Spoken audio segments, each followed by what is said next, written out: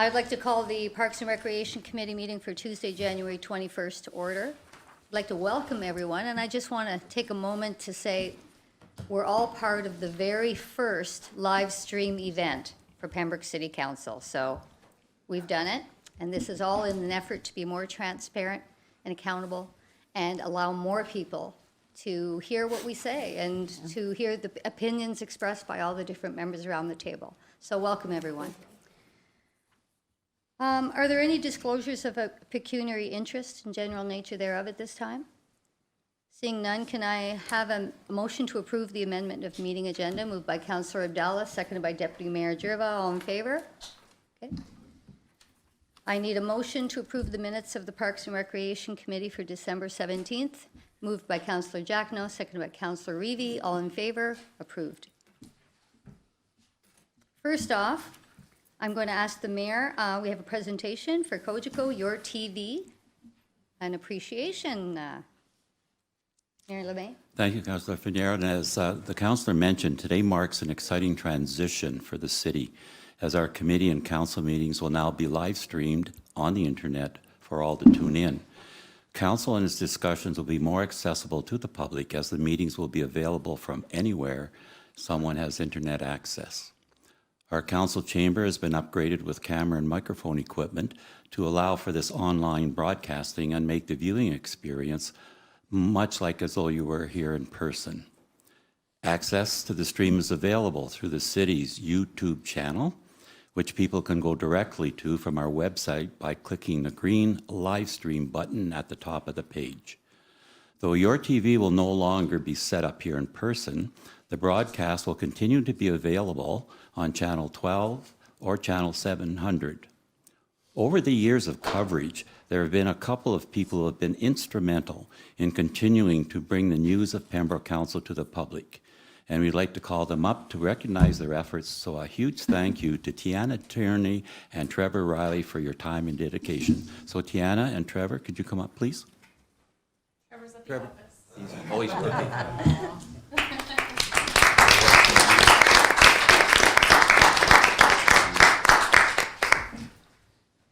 So it's with sincere appreciation for dedicated coverage of committee and council meetings with the City of Pembroke.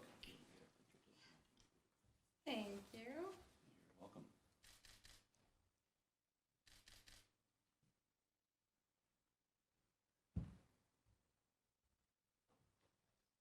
And Tiana, hang on. Here's a little something from the city. Thank you very much. And for Trevor. So once again, thank you. I mean, we will still be there. Yeah, well, I'll still be watching. I won't be in this room, but I'll still be a part of it. Great. Okay, thanks again. Thank you very Take much. care.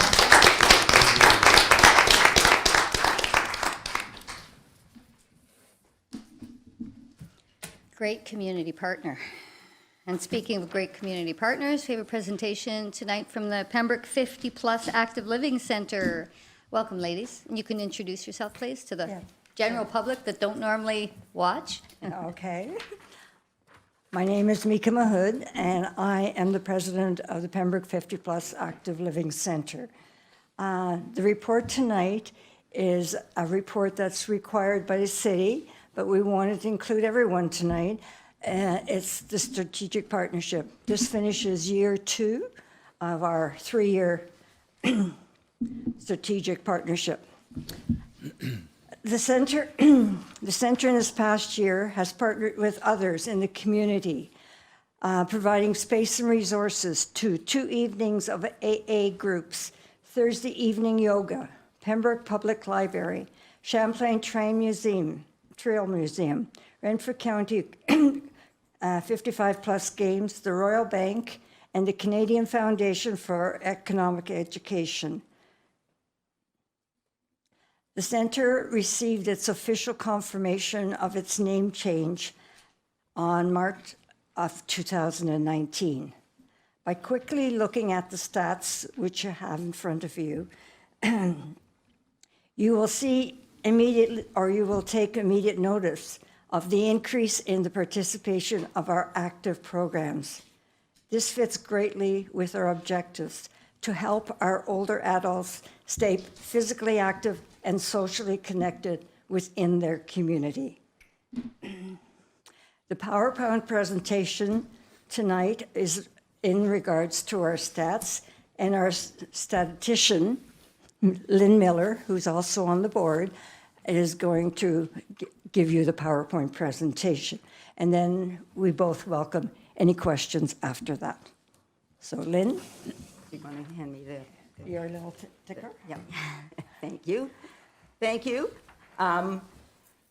We'll start off, this report is due at the City of Pembroke by the end of the calendar year. So we collect our stats in line with that. This is our mission statement, that we exist to provide adults 50 years and over a meeting place delivering quality programming and education to promote active living for lifelong health and wellness for our membership in a safe and respectful manner. And we think we're actually here to brag about all we do, because we think we offer a well-rounded program for seniors in the community. I'll just say that the center is open Monday to Friday, 9 to 4, except on stats, and then Tuesday to Thursday during the months of July and August. So we are year-round. The only time we close down completely is at Christmas for 2 weeks. We do offer programs after hours sometimes, so the ones we're going to talk about tonight are mostly our regular programming, but we do have things that are after hours, like there's a bridge duplicate bridge that works or goes on Tuesday night. We offer yoga classes after hours, movie matinees, that sort of thing on days other than those of the week. So, we start out with arts and crafts. And this year, through the year, we've had 1,121 participants. You can see we have it broken down in our actual report by month, but the total for the year was 1,121 for arts and crafts. Card groups, so we have quite a range, from bridge to bunco.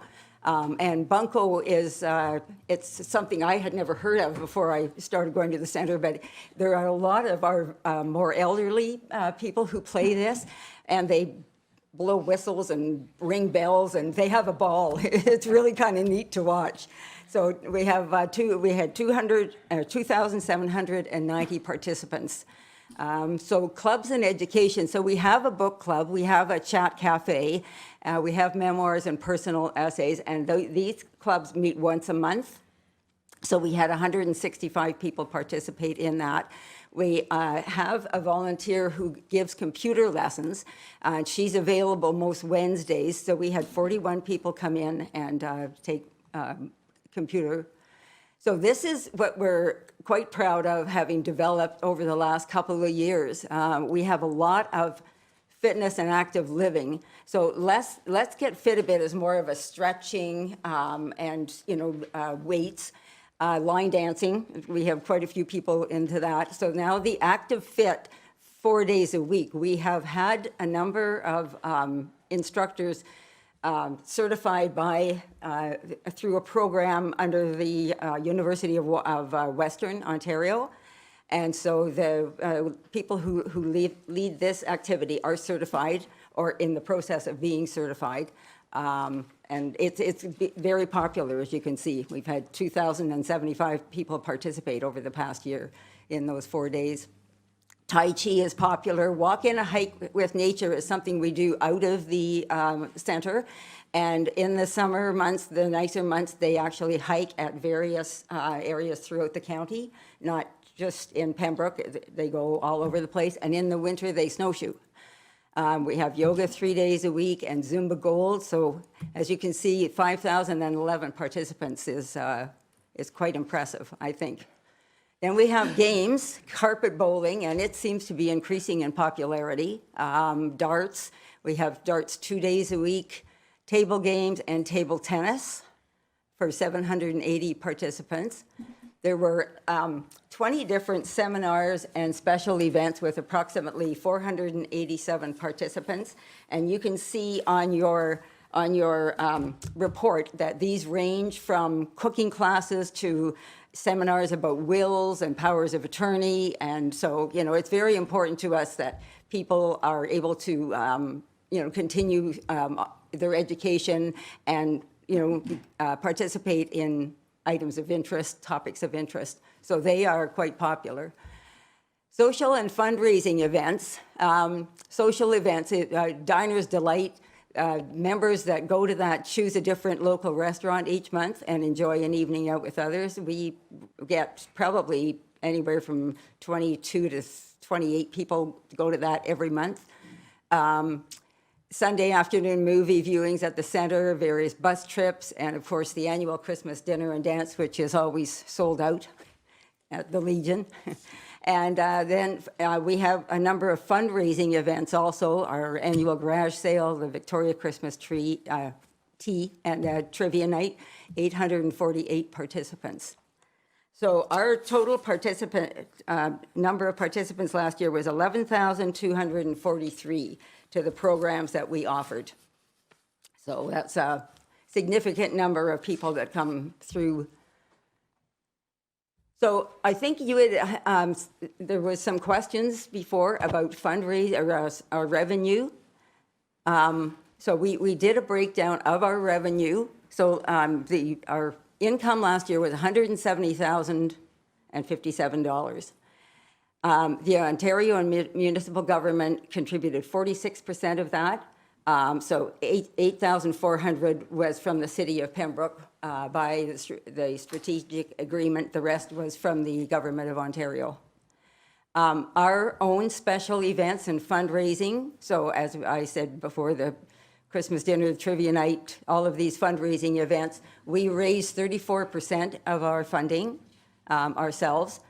Membership fees, we, as a board, we've made the decision that we want to keep the fees as low as possible to ensure that we can get everyone that everyone has access to it, to ensure that people that are not as financially secure still can come for, you know, for the low fee that we use. But we do raise 5% of our income through user fees.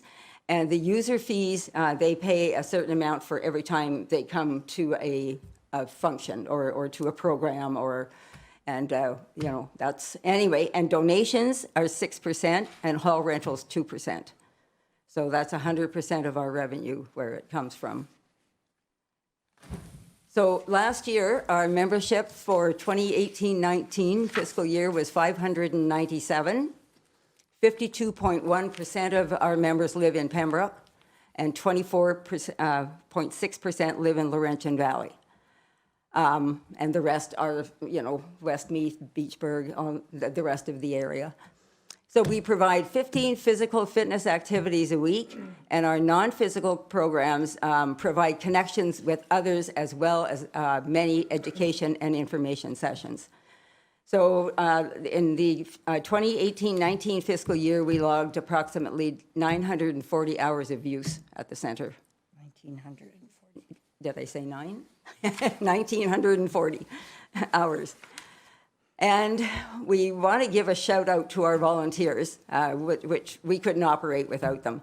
And our volunteers do everything from baking to leading fitness to fundraising, sitting on committees. And we have at least 100 volunteers who give about 5,000 hours a year to the center. So yeah, we would not be able to operate without them. Anyway, that is the end of our presentation. As I say, we just wanted to brag a little bit about what we do in the area. And does anyone have any questions? Okay, any questions? Councillor Abdallah? Well, it's more of a comment. I visited your place over the Christmas holiday and went over the facility, very clean and well kept. Yes. And I looked at some of the information here when I got the council package on Friday, and the numbers are staggering, what you do and the volunteers and the program that you run. So just want to commend you. And we had to talk about user fees and how you keep them low, and then the people pay for the service that they wanted. So hats off to your group and the volunteers that run the center, and many more years of success, and whatever we can do more to assist you is very important. Thank you. Thank you, Brian. Deputy Mayor? Thank you, Madam Chair. Certainly, thank you. I want to extend a big thank you for coming forward and bringing us the information, because it's that information that allows us to know what's going on at the center. And obviously, the city of Pembroke values what's going on with the center, and hence one of the reasons why you're a strategic partner. Similarly, though, that the city of Pembroke pays the lion's share of costs associated with the Pembroke Library, and we see the value in having a library and ensuring individuals are literate and so forth. And I guess what my question is, when I see up on the presentation, there's talk about memoirs and essays, and I know at the library facilitates having a book club. I'm wondering what efforts are made between your organization and others. It doesn't have to be just the library, but what efforts are made to ensure that there's no duplication of services? So that's what my question is. Well, certainly, I don't know. We're a senior center. Our population is 50 plus, and we plan our program accordingly. A lot of the ideas that come to us are from our members. And so we do plan. We do, usually we partner with the library at least once a year. Actually, they sometimes rent space when they have a larger group of their, probably the children, usually once in the summer, and that. We're certainly willing to look at the library if they wanted to access some of our senior programming. Certainly it could be something we would look at. And we partner with the city of Pembroke for some of the things, especially when it comes to senior months. And we are doing some of the special events for seniors. So like an ice cream social, it was something that we did when we were young. So it was something that was very pleasing. And we did happen to notice that last year, the library did that as well, and we didn't realize that. And that was open. Many of our programs, like our seminars, are open to anyone in the public. And the same, anything that's sponsored with us from the city is open to all members of the public. Thank you. And if I just add, like Councillor Dell and I, we sit on the library board, and it's just that from time to time, we talk about different programs that are being offered at the library. And again, it's just an effort to try and alleviate or mitigate the if there is duplication, because it's costing, no matter, it's costing someone to put them on. So thank you. Thank you. And the mayor? Just a comment. Councillor Reevy and myself were at a conference this weekend, and Minister Cho, the Minister of Seniors Affairs, was asked a question as part of the ministerial panel. And basically the question revolved around the financing. And I suddenly realized while we were sitting there how fortunate we are to have your group in the city of Pembroke, because not all municipalities have a 50-plus active living center. And that's what the province is providing funding for. And you also mentioned, so the funding, I gather, is the same for 2020. But again, thank you, because if it wasn't for you, I can see where some of the other communities are having difficulty, because you count on volunteers to do so much for yourself. Without the volunteers and without the 46% financing, to make it awful difficult for you. So thank you once again on behalf of everyone. Councillor Reevy? Thank you, Madam Chair. These stats are amazing, and I applaud you for all your efforts and this valuable service you bring our community. I only have one question, and looking at the total revenues, the hall rentals is only 2%, or accounts for 2%. That seems low to me. You have such a beautiful facility, and it seems there's often a lack of space in the community when people need something. So is that something that you could look at increasing to bring your revenues up in the future, or are you happy with it the way it is? Actually, Christine, we used to rent it out maybe a little bit more, but one of the things, we made a decision a few years back that our members got a deal. So we don't make as much. Yeah. And also, some of the people that are using it, like the AA groups and whatever, they don't pay rent. We don't pay- charge them because we think it's a community service. It's more of a donation we Yes. provide. And the other thing is, we have a yoga teacher that provides us with a yoga program during the day for our members. And then he runs a public one in the evening. And again, depends on how many people he brings in as to what he pays. So we don't always, we use it as a bargaining chip more than income. I just wonder with this live streaming now, maybe more people are going to be aware that there is another space available and Yeah. you may become inundated. Yeah. Thank you. Thank you. Councillor Jackno? Thank you, Madam Chair. Mika and Lynn, I know you're great volunteers in the community. The stats they speak for themselves. I'm really astounded that you let Councillor Abdallah in there, because I don't think he's 50 years old yet. I'm not quite My sure. birthday was the other day. Was it? Okay, well, we're not going to mention your age. A couple questions on the programming. The computer lessons, I mean, it's such a changing world with streaming, et cetera. How did you come to the realization that seniors were looking for that type of a program? Do you ask, what would you like to do? How do you come about that?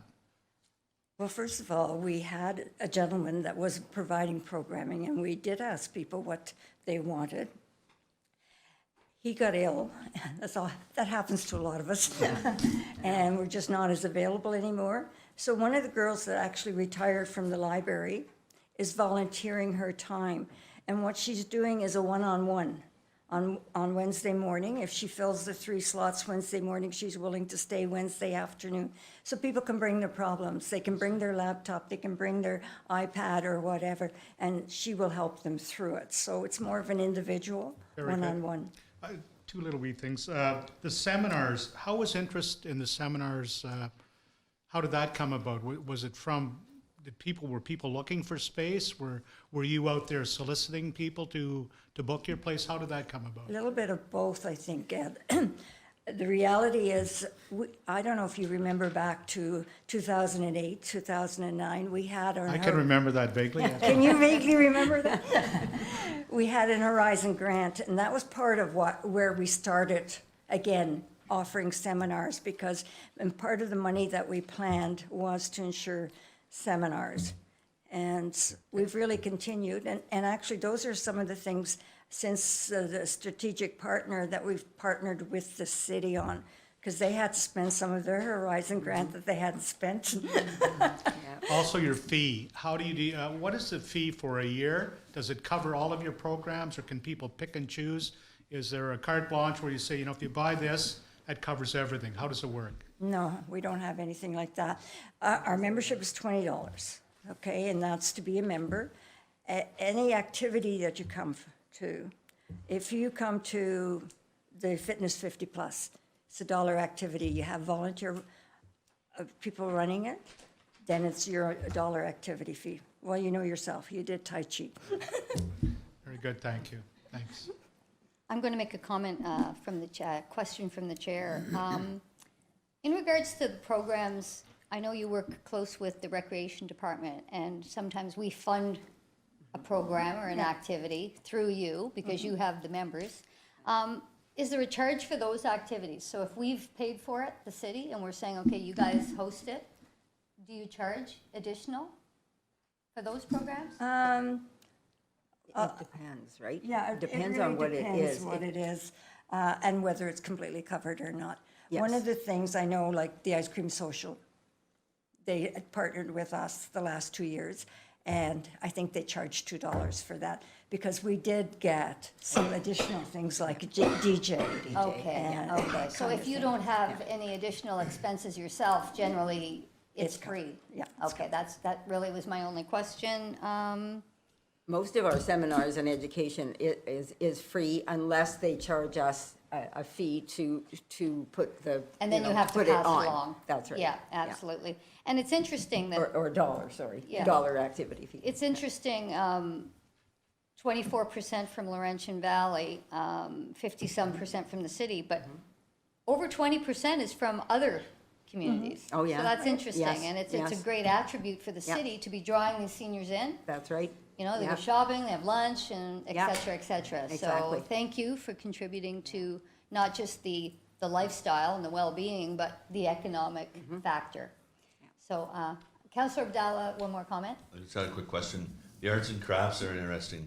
If anybody's listening or watching at a later date, how do they, any artist or craftsperson, if they want to put a course together, proposal, how do they go about doing that? Well, they come and see us. Right. Like, we usually end up going to see them because Right. somebody's left a card or whatever, or we're looking. Like right now, we're trying out some new art programs because the lady that had been offering it for a while, our oil, well, she's had a lot of problems with the flooding last year. She lives on the Quebec side, and during the winter, she often can't get out.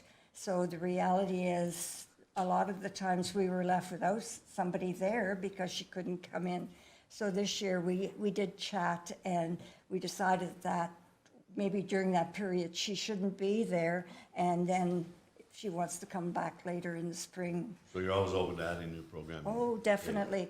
Our only problem is if we can get the person is to make sure that we have the space to do it. Right, okay, that's great, thank you. Okay. Okay. Thank you very much for your Thank you. presentation. If Thank you there's for no other listening. questions, thank you very much. Thank you. Thanks. Phenomenal, the numbers. Great. So we have another presentation from the Climate Justice Climatique Pembroke. Welcome. I'll ask you both to sit and then identify yourselves and where you live. Perfect. See you.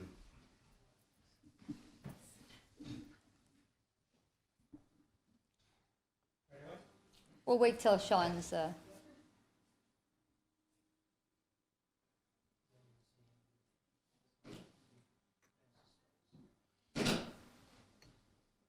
So we'll watch your presentation and then I'll open it up to questions and comments. Perfect. Okay, so thank you everybody for having us here today and really tackling this issue head on. I'm Dorian Pierce, this is Maxine Jeffrey, and we're here to present on behalf of Climate Justice Pembroke. We hope you find our presentation informative. So, started just last year, Climate Justice Pembroke is a nonpartisan, not-for-profit, volunteer-run organization advocating for and promoting environmental protection initiatives. Our organization was started, we were inspired by youth activists all around the world who are working tirelessly to make a difference in their communities. We understand as an organization that climate change is a threat, but we also know that it is a great opportunity. Our organization was created, of course, to keep government and politicians accountable on environmental issues, but we're also here to partner with governments and to work towards our shared goals of a healthy, clean, and safe community. So one big reason that brings us here today is the IPCC report. So according to the Intergovernmental Panel on Climate Change, whose SR 15 2018 report has the consensus of almost 100% of the world's scientists, if we have just a 67% chance of limiting global average temperature rise to 1.5 degrees Celsius, we have about 420 gigatons of CO2 left to emit in our carbon budget as of 2018. Of course, we have much less now because we emit at about 40 gigatons per year of CO2. With current emission levels, that budget is expected to be gone in just 8 years. Why is it so important to stay below 1.5 degrees? As you know, right now, we're already seeing some effects at 1 degree, such as the flooding that we see in the winter. Maxine will talk a little bit more about that later on. And here's just a few examples. At 1.5, 14% of the Earth's populations will be exposed to severe heat waves every 5 years, according to the IPCC. At 2 degrees, that number jumps actually up to 37%. So the reason behind that is because climate change doesn't happen in a linear way. It actually, there are certain tipping points that will be hit where it will accelerate it. And another example, it would be with 2 degrees, our area will see a drastic increase in heavy rain, snowfall, causing additional flooding. and limiting warming to 1.5 degrees might allow us to retain approximately similar precipitation levels as compared to what we currently experience. So where are we now? Right now, we've already surpassed 1 degree of warming. And since developing our presentation, a new report has come out saying that we're actually now closer to 1.1. Our current policies right now is looking to take us between 2.3 and 4.1 degrees of global average temperature rise by 2100. And even with the most optimistic of policies that we currently have, that warming is expected to be between 2.2 and 3.5 degrees Celsius by 2100. So essentially, this slide really tells the story in itself, where how we need to really raise our ambition and work on combating these issues. So in our area, we've seen more severe weather in the last few years. We've seen extreme weather events, whether it be microbursts, flooding, extreme heat, heavy rainfall, and ice storms. The weather events are causing dramatic damage, and it's costing the municipality and the city large sums of money to help with repair efforts. Taking steps to prevent these weather events or to prepare ahead of time could save the city large sums of money while preventing extreme spending on emergency funding in the future. With microbursts and severe storms, in September 2018, there were multiple severe storms less than an hour from our area, including tornadoes that destroyed homes and lives. We had planned to see them here. So with the way weather is fluctuating and we see storms increasing, it's not hard to predict that we will see this in the future if we don't take steps to help reduce our carbon footprint in the area. Our area has become prone to microbursts. Each one has become more severe than the last. I remember it was just a couple years ago we were debating whether one was actually a tornado or not, and we had to go to Environment Canada and go, are we sure? So it's very scary. The storms are knocking out power for prolonged periods of time, causing many health issues for those who depend on electricity, those with CPAP machines, those with wheelchairs who need power, those who rely on pumps and stuff. We're seeing a lot of issues with power being knocked out in the area, and the severe weather is directly causing that. Extreme heat we've seen in the past year. We saw just this summer, extreme heat can cause dehydration, heat exhaustion, heat stroke, and even death. In July 2019, the city of Pembroke, you guys, had to open cooling centers in the area to help those without air conditioning. According to Health Canada, protection from the heat includes drinking plenty of fluids, wearing light-colored clothes, hat outdoors, indoors, having access to air conditioning, which this area has a lot of low-income people, and even our senior homes are not equipped with air conditioning, as air conditioning is costing a lot of money. So a lot of people are trying to block the sun, closing curtains or blinds during the day, cooling down in the shades. Swimming facilities are great, or cooling off in the shower are great ways to help. However, these are only going to last so long, and as the heat gets worse, it's scary.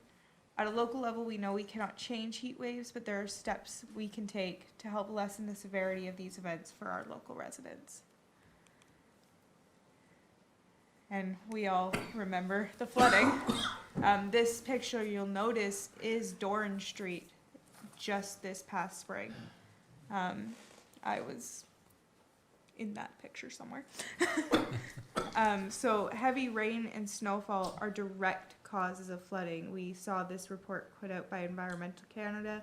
We know that this was not human caused. It was a direct result of climate change. In 2019, Pembroke experienced record-breaking flooding. It was disastrous in the area. In 2017, residents experienced what was called the flood of the century. And In 2019, levels were 30 centimeters higher in some places. On a plus side, we proved that the residents of Pembroke will work together to prevent damages. The military came to help with sandbagging, as well as many civilian volunteers. Still, local houses and businesses were destroyed. Anecdotally, from residents and real estate agents, recently new homeowners are incurring difficulties getting insurance in areas that have been flooded. Those seeking to renew are increasingly being asked to pay for expensive groundwater flood coverage. This all drives up the cost of home ownership in our area. And we just want to take a moment to acknowledge the city of Pembroke. You're already taking some steps in the right direction. Solar panels have been added to the downtown core. We're so thankful for that. You guys have been retrofitting city buildings to reduce drafts and other renewable energy inputs. These save on heating and cooling emissions as well as costs. And hybrid electric car stations, that we do have one. I have heard that there are more in the works. They help reduce emissions in local traffic hotspots. So let's go further. Let's set an example for the rest of the valley. Pembroke is the heart of the Ottawa Valley. We need to have a healthy heart to live our lives fully. We, the CJCP, request Pembroke City Council to form a youth-led committee mandated to help lead discussion on how we can make our home a healthy heart in environmental initiatives. We feel a youth-led group is important so that we can make and keep policies relevant and get youth more involved in community efforts. Youth is defined as persons under 35 years of age.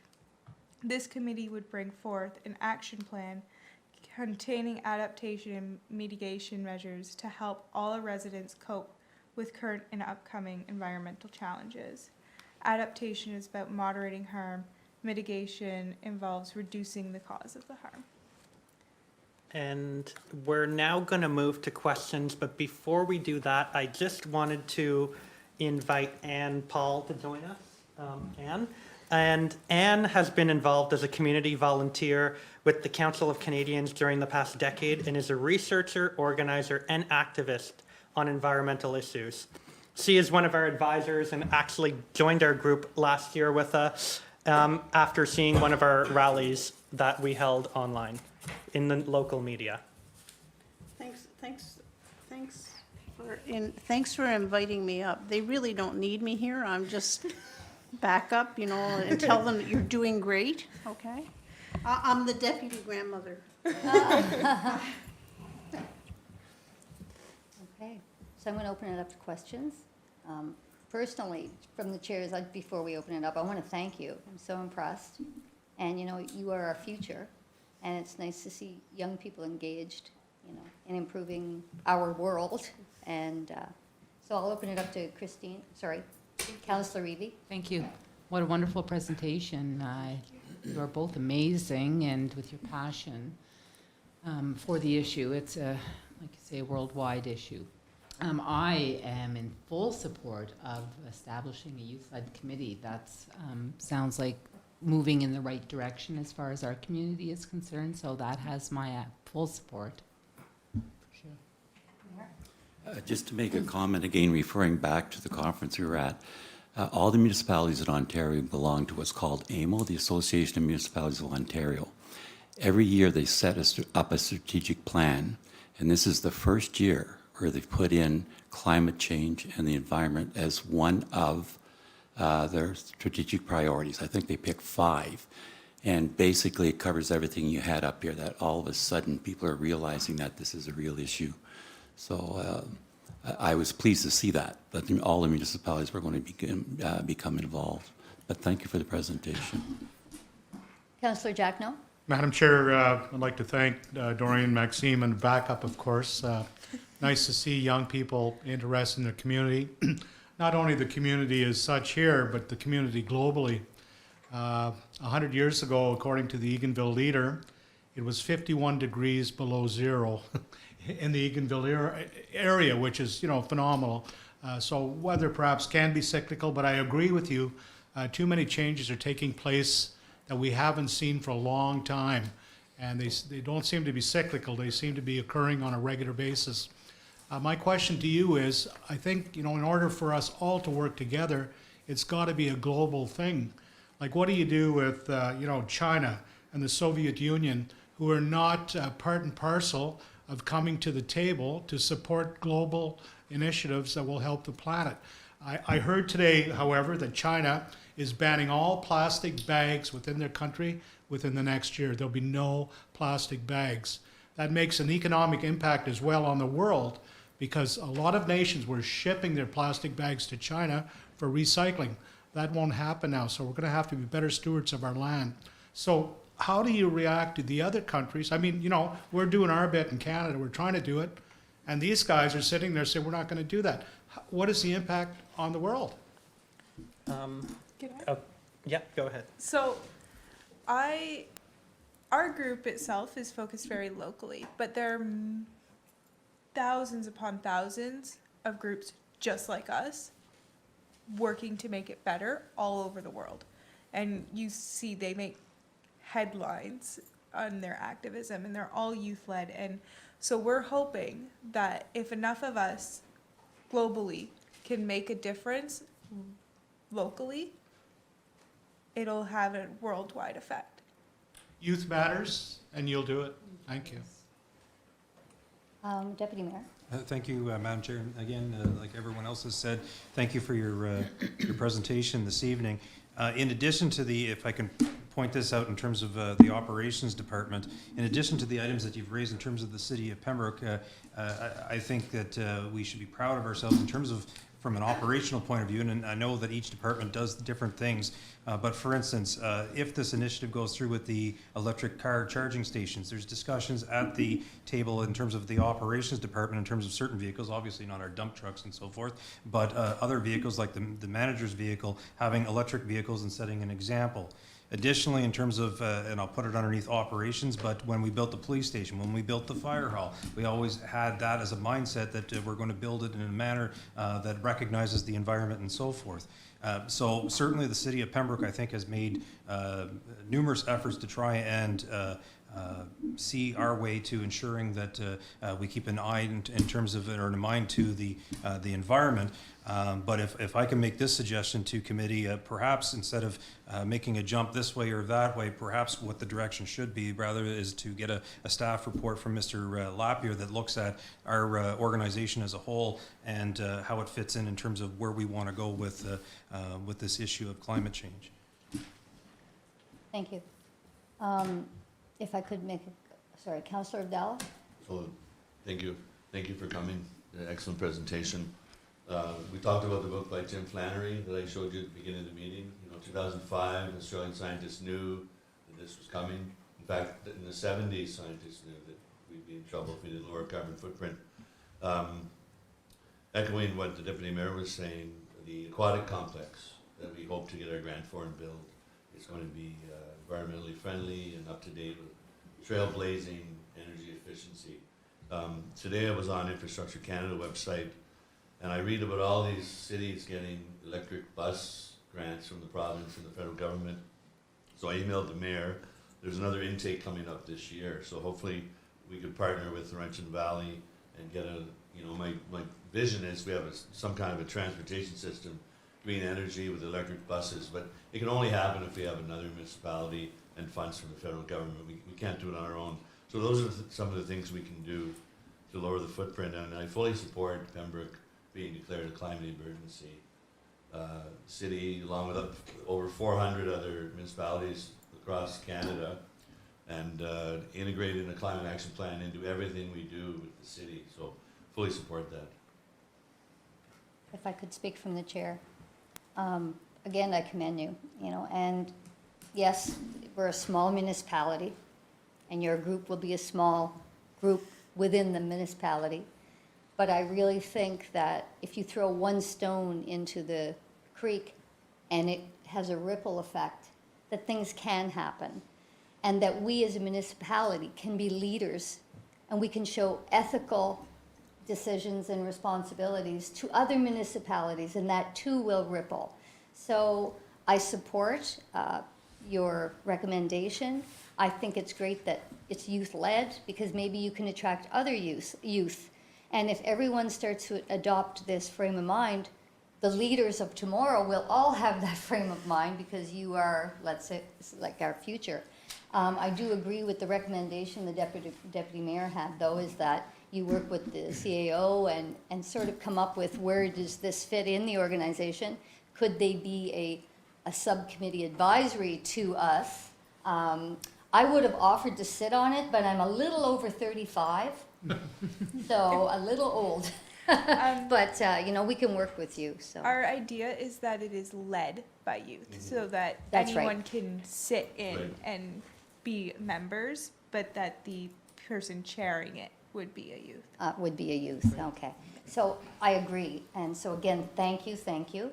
I think that there's people out there who deny that this is happening to our planet, but if you look at Australia and you look at these places that are being affected, and now it's in our backyard, you're right, so thank you very much. So do we need a motion, or is this direction good enough? I think we all sort of agree that they work with the CAO? Perfect. Okay, so you can be in communication with Thank you. Terry and, I know it's, you guys have this presentation, but we did include all of our sources, just for the people live streaming if they wanted to check that out and take a screenshot and look up thank you, what we were doing. thank you. And Thank can I ask, are you both from Pembroke or the area? I've lived here long enough. I was brought here through my father being in the military as a child, and I've been here ever since, so long And- over 20 years. Yeah. Yeah, I've been here forever. Well, I know some Pierces, I know some Pierces from the West End, so. Thank you very much. Thank you. Okay, good evening. Yep.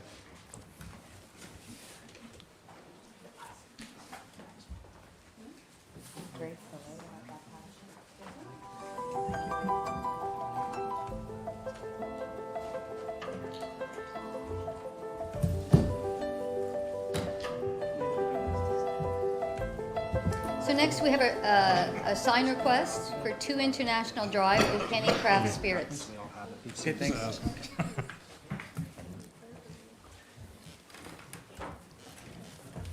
Please identify yourself, please. Thank you very much. My name's Andrew Kenny. I'm the founder and owner of O'Kenny Craft Spirits.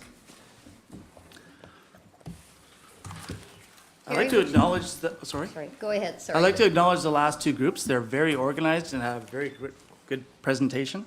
Mine's more fluid, we'll say. So, Well, you're in that fluid business. Yes. though. exactly. So I'd also really appreciate that I'm at the first meeting with live streaming. A little nervous about that, but I guess we all are. Oh, it'll be fun.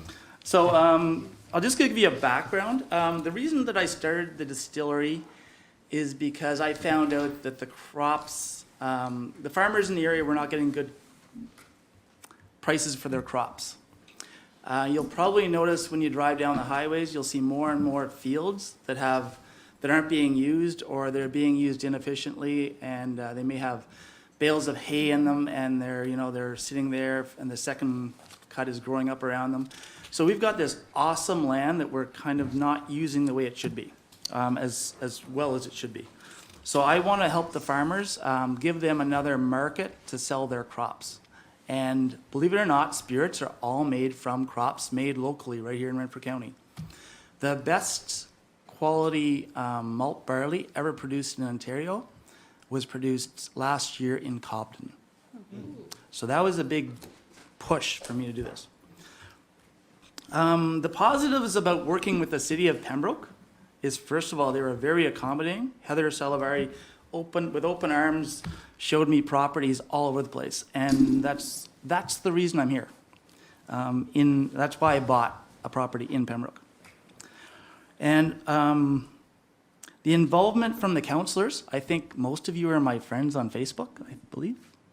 I think. and some of you have purchased my product, and many of you have visited me. That's great.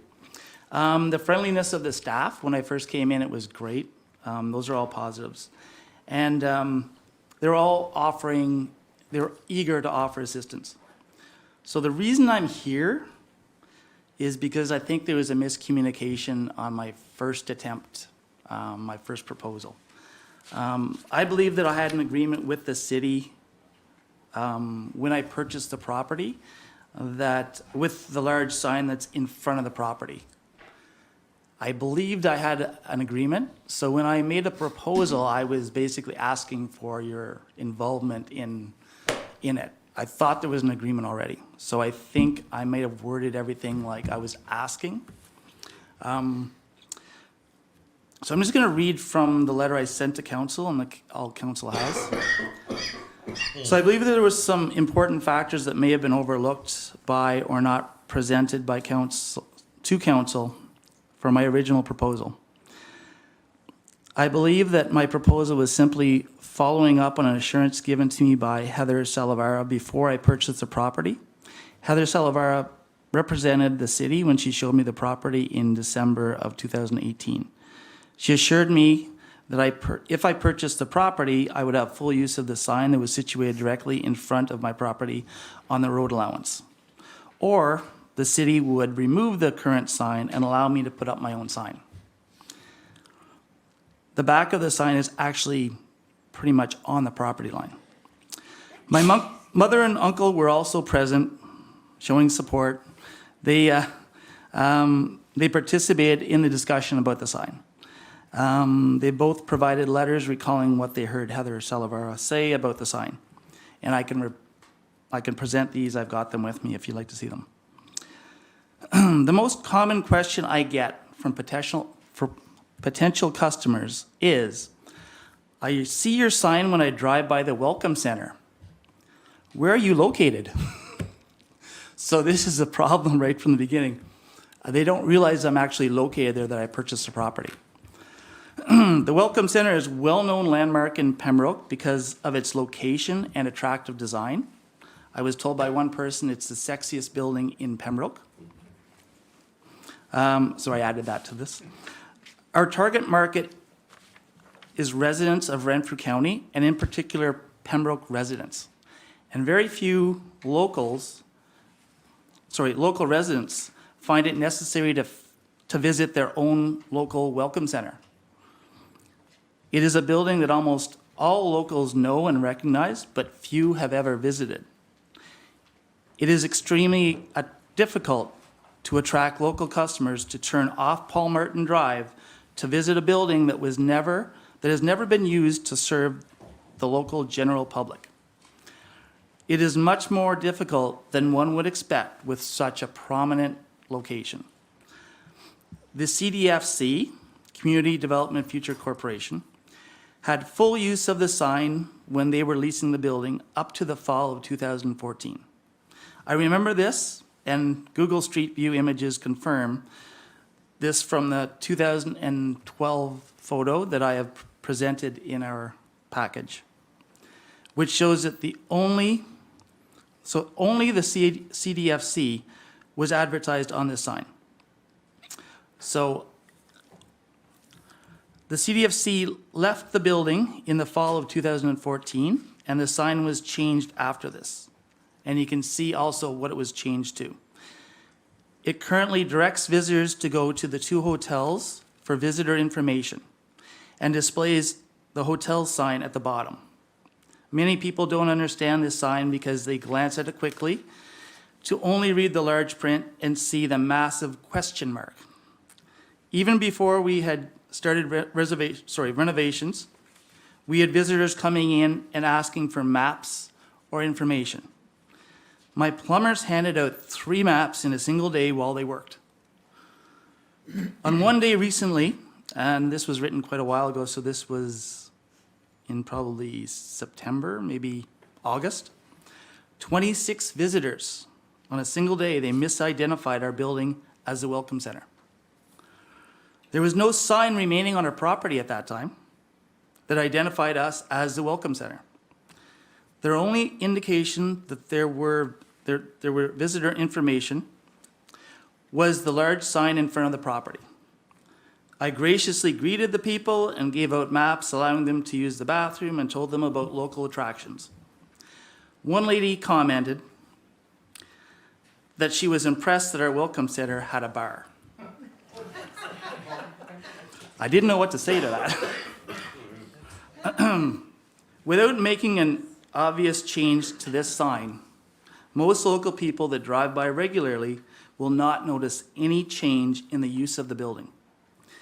It has been the Welcome Center for over 20 years. And the large sign that I rented temporarily does not make it clear that O'Kenny Craft Spirits is located at 2 International Drive. The huge permanent sign out in front of our property that says visitor information is very difficult to compete with and confuses both visitors and locals. The TransCanada Corporate Park is a valuable asset that I would be happy to support. I can assure you that a small banner identifying TransCanada Park installed on the sign in 2015 played no part in attracting me to this park. The sign for the park on Highway 17 has more potential to attract business. This is my opinion. But the trees have grown up in front of this building and it's no longer visible from Highway 17.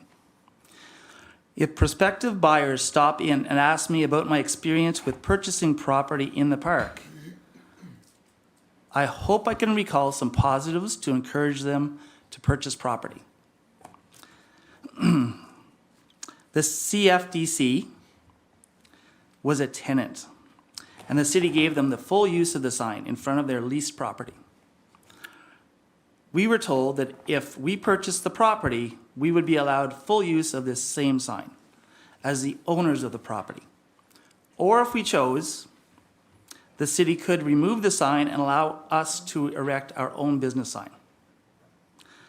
I believe this was a sincere assurance from the city of Pembroke, and that we can come to an agreement that will address any concerns that council has.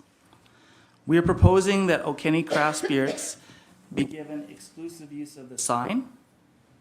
We would create an attractive sign with a stone base and landscaping that the city would be very proud to have in front of O'Kenny Spirits of Pembroke.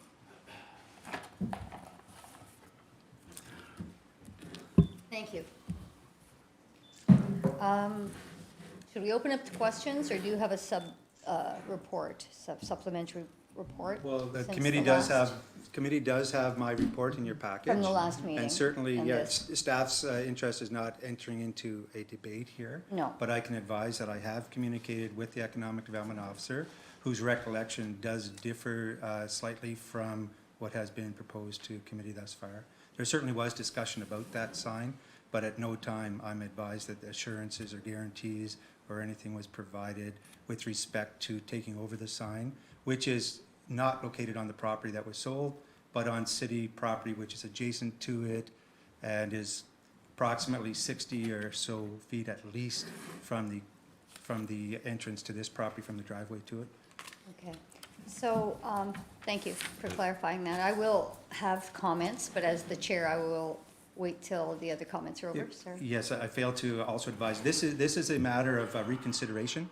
Okay, So the request is to reconsider the direction that was given by committee on October the 1st, whereby committee had decided to decline the proposal at that time to take over the sign. So according to council's procedural bylaw, for a motion to reconsider, you're required to have 2/3 of a vote of those members present so that reconsideration can take place. So based on the numbers here, you would require a vote of 4 members to consider reconsideration in order for it to move forward. okay. And at that time, we would reconsider a new agreement or the previous? The way that it works is that Yeah. if there is a successful motion to reconsider that's voted on by 4 members here this evening, then the effect is that the original decision of October the 1st is struck as if it never did happen, and then committee can reconsider the Reinvestigate. matter and make whatever decision it wants. Okay, so Councillor Abdallah, So I'll make a motion to reconsider the decision of October 1st, 2019. so it's moved by Councillor Abdallah, seconded by Councillor Reevy. Discussion. Councillor Giacono. Thank you, Madam Chair. Mr. Kenny, now that you're live streaming, you should have lots of business. Just come to your door, they'll know where you are. I'm very glad I showed up on tonight. It was a good night I'm to going show to up. just ask a question. I think the city's been fairly fair with you in the dealings with the property, et cetera. I think we've been more than accommodating to get you here, and we appreciate what you're doing. My question to you, or perhaps to Mr. Lapierre, is when we were formalizing the deal for the purchase, was there any reference to the signing within that purchase to agreement of purchase? Was there any mention of the sign, or we would be, handing the sign over to you, or that there was some consideration of the sign? I mean, that should be in a purchase agreement, but even though it's sitting on our property, if there was an intent to have that sign there, then something should be referred to legally, would it not? Go ahead. I sent an email out earlier. I'm not sure if you had received it. It explained what led up to the announcement that my last proposal was declined. I told Mr. Lapierre that what had happened and the assurance that I was given verbally when I was about to buy the property. And the comment he made was, "You should have gotten that in writing." And I agree, I should have gotten it in writing. So what I'm asking is for council to make a decision for something that was told to me verbally, but it was never written in the agreement. It was something that I should have Okay. recalled and had written down. If I may, Madam Chair? Yes. Just as a follow-up. So the sign, as it stands now, sits on an adjacent piece of property, not on your property, correct? Yeah, I could show you the map actually exactly where it shows. No, I know where it is. I've been out there. I've spoken with you, had a tour of your building, which I was So very impressed it with. may be partially on my property. It's difficult to tell. I've gotten two different views. One shows that one of the parts of it may be on my property. This one right here, which I was actually given to by one of your staff members with an indication of where I should put my sign, which is behind the current sign. It shows the property, and I think you'd have to make a judgment call that would be probably about 1 foot in front of the property line. Well, I would need a professional opinion before we vote on anything, knowing, what we're giving away or what we propose to give away, or to work with Mr. Kenny to help promote his building. But until I know where, the property line is, et cetera, and what the motion to reconsider is all about, I'm a little confused. Any further comments before we call the question? Mayor? Well, one of the comments I have, I'm against looking at it again. We've made a decision. When I was coming into town today after being in Toronto, where your sign is positioned is great, the one that you have next to this. But this particular park is so important for the city from an economic development point of view that I think the sign that we have there, and I gather it is on our property, I think it's important that it stay, as it is. I guess the only other comment I can make is that we have a CIP program, to help people such as yourself, and I'm sure signs could be involved, where it be a program as far as the city's concerned that may, now I don't want to make a promise here, may be able to help with the putting up of a new sign, the type that you'd like to see with your business. But I would not like to see this disappear from where it is. Thank you, Andrew. Councillor Reevy? Just two comments, really, and I'm just throwing it out there. I don't know how the Transcan sign is situated, or what's holding it to the ground. So, is it possible to move it slightly so that it doesn't appear to be the sign from Mr. Kenny's business? And the secondly would be for you to put up a very nice big sign that is going to show off your business in addition to having this. Those are my only two comments. Councillor Abdallah? Well, thank you, Madam Chair. So Andrew, you're a great marketer, by the way, all your marketing, Facebook, That's incredible. So I went to see you and we looked at the sign. So you put a sign up in the meantime. O'Kenny's, it's on your building? So No. there's a sign up in front of your building, no? There's one slightly in front of my building. Yeah, and you can see that. And then there's a temporary one. Right, you can see that one. But can't you put a sign behind this one on an angle that, you know, nice big sign as the, with funds for the city community improvement program possibly, that the, would visualize your building? Because that sign is on city property and it advertises the Transcam Park. So would you be able to put a sign, because you have a big lot there, and you could put a sign behind it, because when I drive by there, every day I see your new sign behind this, triangular sign that the city have. So could that be something you could consider? That's something that I could consider, because I'm actually here to work with you to come up with a Right. creative solution. Putting a sign behind a large sign that says visitor information, it has to compete with that sign. And I have some experience with billboards, with actually purchasing billboard space and this. So I know a little bit about it with marketing. And my sign does not get it does not attract people, because, as I say, people, the number one comment is, I see your sign at the visitor center. Where are you located? They are very confused. People are confused, both people coming into the area that aren't from the area, visitors, and locals. They are confused about the sign. And I do not believe putting a sign behind that sign would be helpful at all. Okay, so, An add-on. so as the chair, Add on. if we reconsider, we can discuss all of this. So I'm going to make one comment, and then we will call the vote. It's unfortunate that you were maybe either misinterpreting something, but staff has no authority to say that you will get this. As a counselor, I often, if someone asks me about property variance or, you know, sectioning off a piece of their property, I will often say, oh yeah, you can do that. But you have to go through the proper channels. So I'm just saying, you know, and someone could easily come back and if they got turned down, well, Councillor Lafreniere said that I could do this. Well, Councillor Lafreniere said, you probably could. Anyway, I really apologize if there was any kind of a, but my opinion on this is that it is our sign, and I know your original proposal to us talked about us covering some expenses. Well, from a city standpoint, I wouldn't support us going through any expense to change the sign. However, I may be open to reinvestigating maybe, is there a better spot for that sign, even for the city? Because it is in front of another building now, and it does kind of lead to that misperception that your building is actually the Welcome Center. So I agree with you there. However,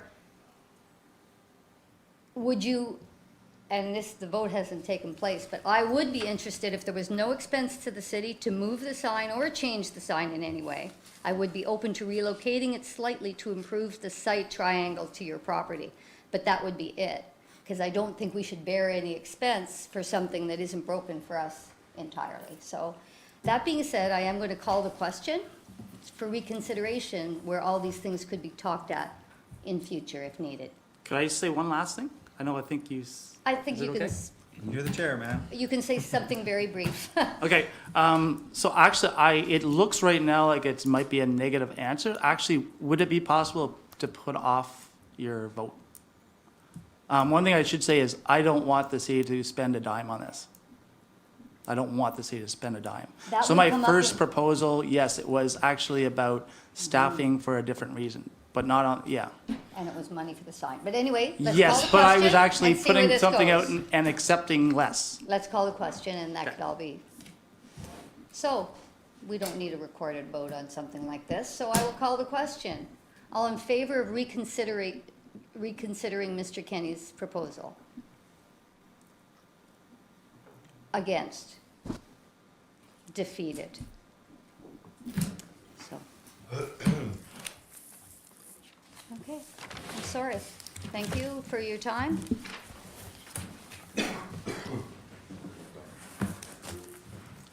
Thank you very much for having me and listening to me. Thank you.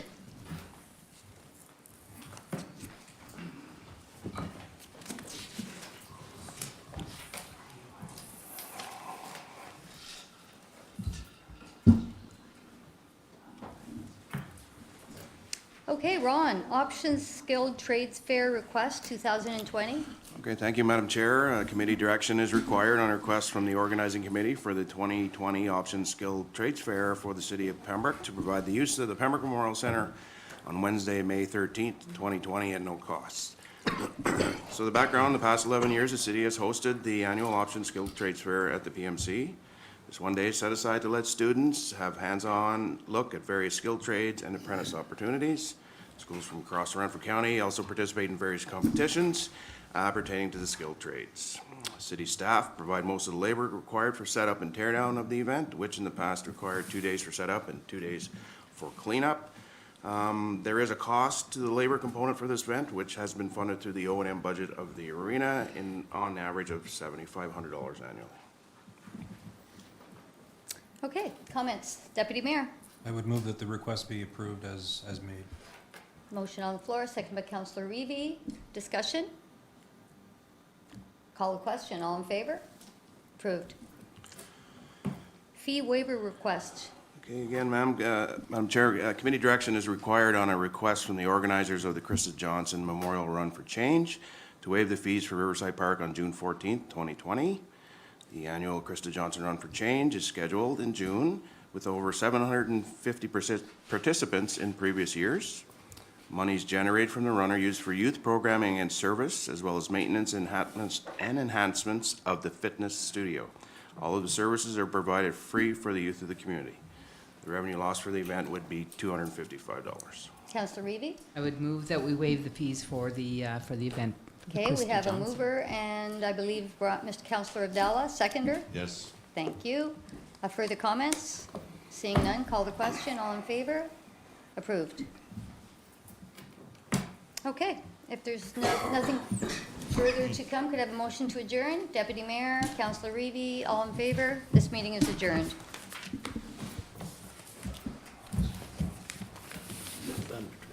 Okay, thank you.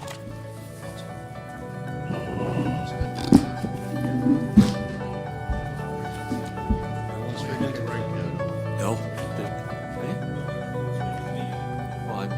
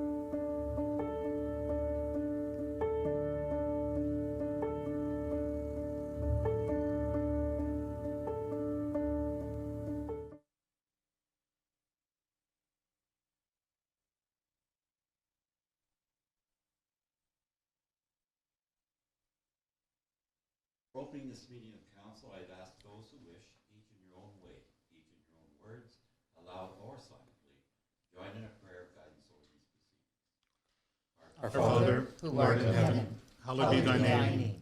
Thy kingdom come, thy will be done on earth as it is in heaven. Give us this day our daily bread, and forgive us our trespasses, as we forgive those who trespass against us. And lead us not into temptation, but deliver us from all evil. For thine is the kingdom, the power, and the glory, forever and ever. Amen.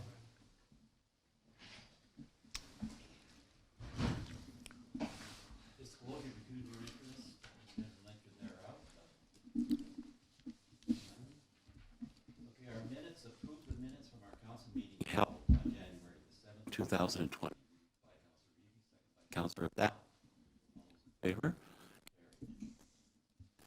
Adopt the minutes of Parks and Recreation Committee meeting held on December 17th, 2019.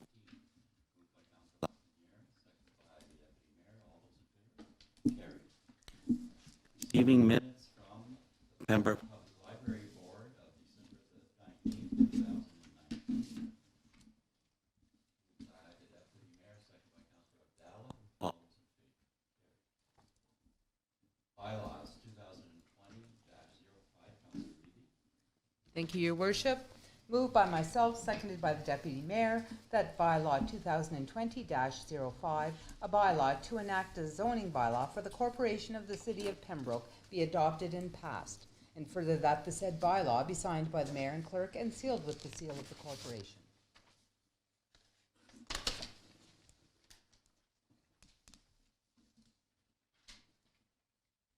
Moved by Councillor Reedy, seconded by Deputy Mayor Gervais, that bylaw 2020-05, a bylaw to enact a zoning bylaw for the Corporation of the City of Pembroke be adopted and passed. And further, that the said bylaw be signed by the Mayor and Clerk and sealed with the seal of the Corporation. Your Worship, we had the presentation, public presentation of the draft bylaw at our last council meeting. It's a draft comprehensive zoning bylaw. It meets the intent of the official plan and the provincial policy statement of 2014. So the new draft now ensures definitions and zoning requirements are contemporary. It deals with uses and concerns that have been issues with the planning department. It consolidates site-specific exceptions which are no longer required and updated the schedules A and B, which are the maps. Okay, thank you. All those in favor? Carried. Bylaw 2020-06, Councillor Jeff. Thank you, Your Worship, members of council. Moved by myself and seconded by Councillor Abdallah, that bylaw 2020-06, being a bylaw to license and govern certain businesses in the City of Pembroke, be adopted and passed. And further, that the said bylaw be signed by the Mayor and Clerk and sealed with the seal of the Corporation awaiting your signature.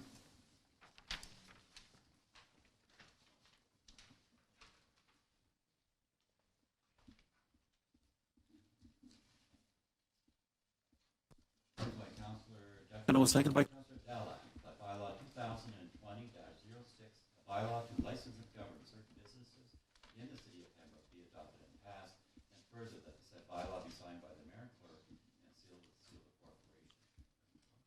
Regular part of doing business. Thank you, Your Worship. All those in favor? Carried. Mayor's report. The report will be fairly short. As I mentioned earlier, Councillor Reevy and myself were at Roma this past weekend, and the two items I just want to speak briefly to, and I will provide a full report for council next week, is the fact that we had a meeting with, first of all, the Parliamentary Secretary to the Minister of Infrastructure, Mr. Crawford. And what we did is we spoke about, or we had excellent report from staff that provided information on streets that we need repaired, on water and sewer. And it also gave us a chance to talk about the aquatic center, which I think was very important.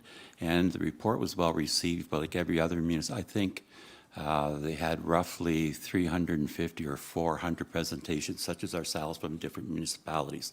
So that one was very worthwhile. The second one we had was with the Parliamentary Assistant to the Minister of Tourism and Culture, Sharif Salah Y was his name. Again, very helpful. When we specifically just dealt with the aquatic center with that particular member plus his staff, which I thought, again, they seemed to be very receptive and were well aware that every municipality in Ontario is going after that same funding for different recreational facilities. But they were both worthwhile. As far as the conference overall, I found it very useful, and I will be sending council report on that a little later. Notices of motion. Councillor Abdallah. Your worship and fellow councillors, I'll be bringing forward the notice of motion at our February 4th council meeting that the city of Pembroke declare a climate emergency and adopt a climate action plan. Okay, thank you. So that'll be at our next meeting. Councillor updates, and this is really important, and I'm glad it's happening this evening, because what happens twice a month on Kojiko, we would see the councillors and myself and staff here. But at least tonight, it gives, I think, our community and the ratepayers an idea of what the councillors do during the year. And as far as I'm concerned, this particular council is doing an excellent job. They are attending the various meetings and they're reporting back to us, so we're getting valuable information, and everybody is participating. So I'm looking forward to hearing the reports, and we'll start with the Deputy Mayor, please. Thank you, Your Worship. Just to indicate this at the outset is that, and I believe I speak for everyone when I say that it's very difficult to try and encapsulate what transpired in 2019 in our allotted time slot. And so I believe I speak for everyone whenever I say if there's members of the public that have questions or what have you, that they can certainly approach the different councillors and or just simply even look at our minutes that we adopt all the time from the various different boards, and hopefully that gives a better glimpse as to what's transpiring. So having said that, if I can start with operations, to simply say that in 2019, obviously there was various significant weather events, including heavy snowfall. The main one that will stick out in everyone's mind, particularly when we received this report or this presentation earlier this evening, was the significant flooding in respect to not only the Ottawa River. We always think about the Ottawa River, but there's also then the flooding that occurred McGee Street, Murray Street, Dorn Street, Hoffman Lane, and some other areas because of the fact that we have two rivers that flows through, more than two rivers, we have three rivers that flows through Pembroke. In any event, due to the significant flooding, there was various erosion difficulties. I can say that generally speaking, Operations Department applied for various funding for a variety of different projects, including connecting links. In terms of capital works, I think that the public is noticing that this council takes seriously infrastructure, and that they are seeing a ramp up of activity in terms of our infrastructure, including Dunlop Street, Phase 2, Miller Street, Phase 1, various shave and paves, including McKay Street. There's design work and so forth that the public may not necessarily see for things such as Boundary Road, Nelson Street, River Road, and one street that they will notice is the design and ongoing construction of Victoria Street. In terms of roads and fleet, again, various rehabilitation going on in terms of road and fleet. And in addition to that, there are various shave and paves, including Everett Street, including a pedestrian walk area, due in no small part to the efforts of Councillor Frenier. I'm trying to summarize through the different things. Water and sewer, there was a number of section repairs, 33 water leaks in the past year, a variety of locates that were conducted.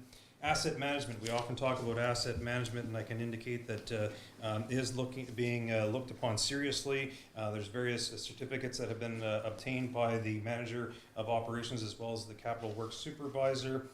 There is a draft asset management plan that's a little bit more workable, and they continue to work hard in terms of asset management because we know that our funding depends upon it, in addition to making it feasible to run our great city.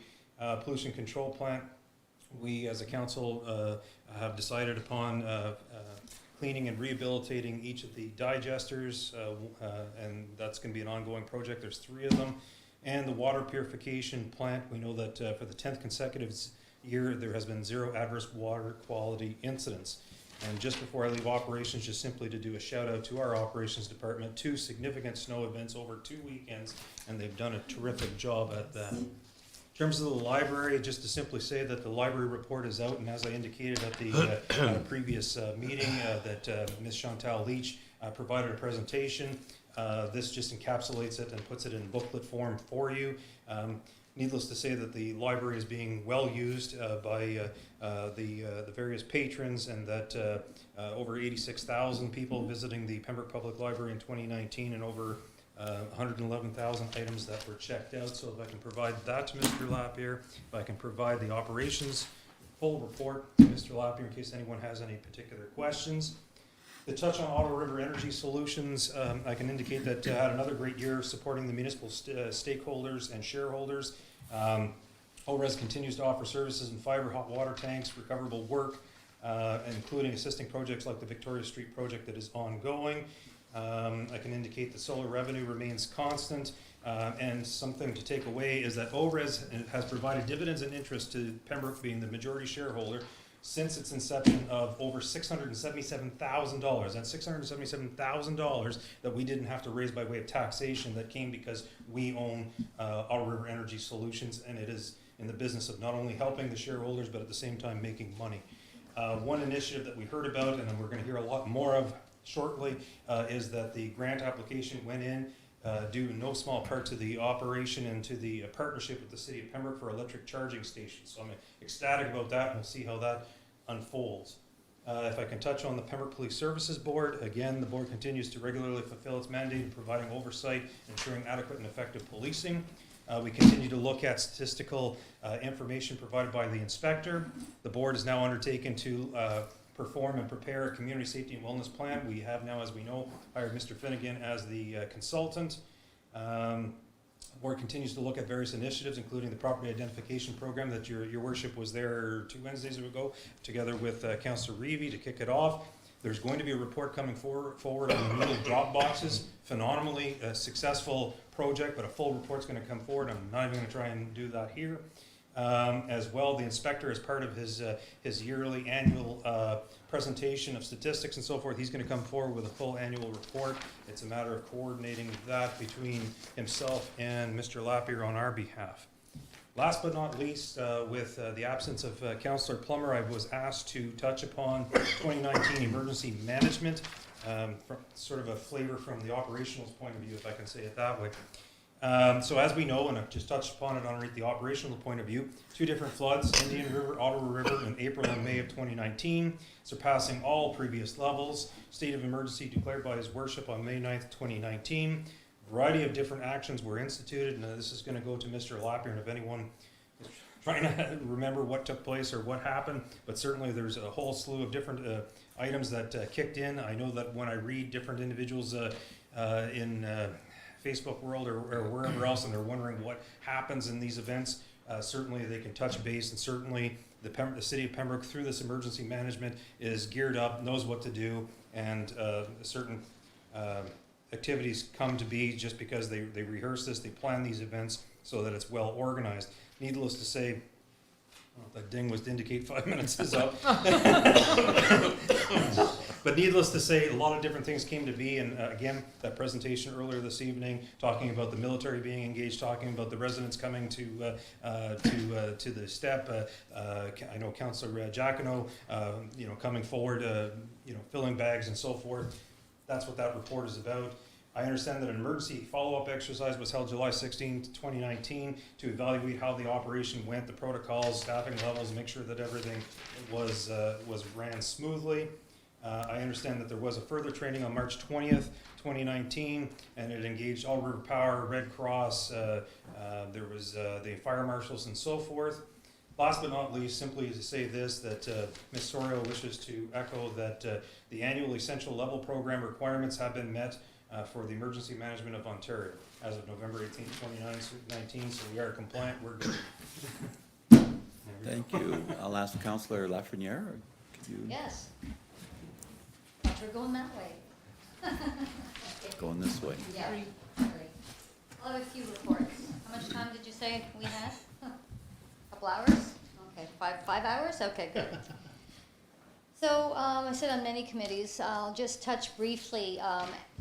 Councillor Plummer was going to be bringing in the Ottawa River Power Corporation report, but in his absence, I'll just do a very brief, I mean, we're all still there working on the best behalf of the ratepayer and generating some revenue to offset our tax base. This year, one of the highlights was we undertook construction of a new MS8 substation in Almont, which is going to increase revenue for everyone. You may say, why are we spending money building it there?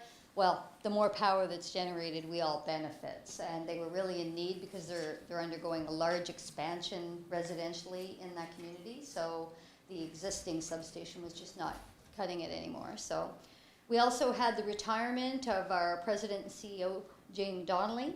Her replacement is Justin Allen, who's been with us for quite some years and has proven he is quite proficient in that area, and he's doing a great job. I don't know, Councillor Plummer may have another report to bring forward, so I imagine he will be submitting that separately. As the chair of Parks and Recreation, I want to say hats off to the staff and everyone who's been a part of that. It's been a busy year, and I'll just go through the highlights of events this year. And this is other than our regular programming, the hockey, the swimming, and regular things that we offer. We had the Jim Sloan Memorial Ball Hockey Tournament, which was a first of its kind and a success. The Pembroke Comedy Jam was a first-time event as well, and it was deemed a success with very little revenue lost because of the attendance of 750 and other sponsorships that came in. Trivia at the PMC, the Monster Mash Skate Jam, the Merry Little Christmas Festival. It was a first-time event also, and there's already discussions for next year and how we can improve and try to group it into one area in the downtown core rather than having it spread out, but the PVIA will be working with us on that one.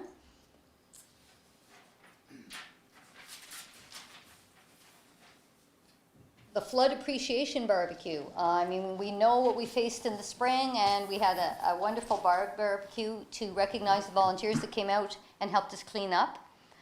Community Sup Day, we partnered with All Yoga to host a 2-day stand-up paddling board session down at Riverside. Phoenix Center Movie Night, Pembroke Pride Festival, the Snow Sculpture Contest, Chair Yoga.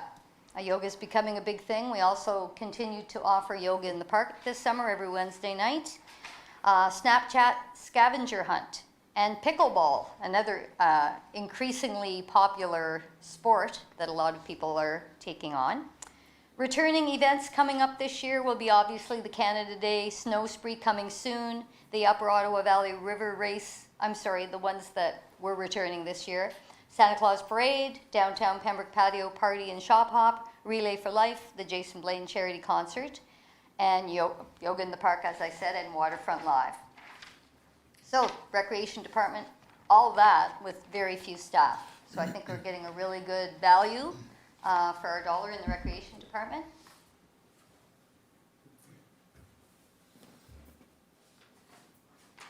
The Health Committee. I am one of the mayor and I sit on the Health Committee at the County of Renfrew, and it was a busy year, as you can see by the number of pages that was provided to me through the report. And it was quite a challenging year because of all the changes that have been taking place at the provincial level. So it was like a game of cat and mouse for the first few months because we would be getting these reports on funding being pulled and then funding's restored, and it was a lot of decisions being made about health teams being formed and the restructuring of our ambulatory services. So we really have a good management team at the county level who is on top of everything, and they're really working hard to try to stay ahead of that curve and try to collaborate.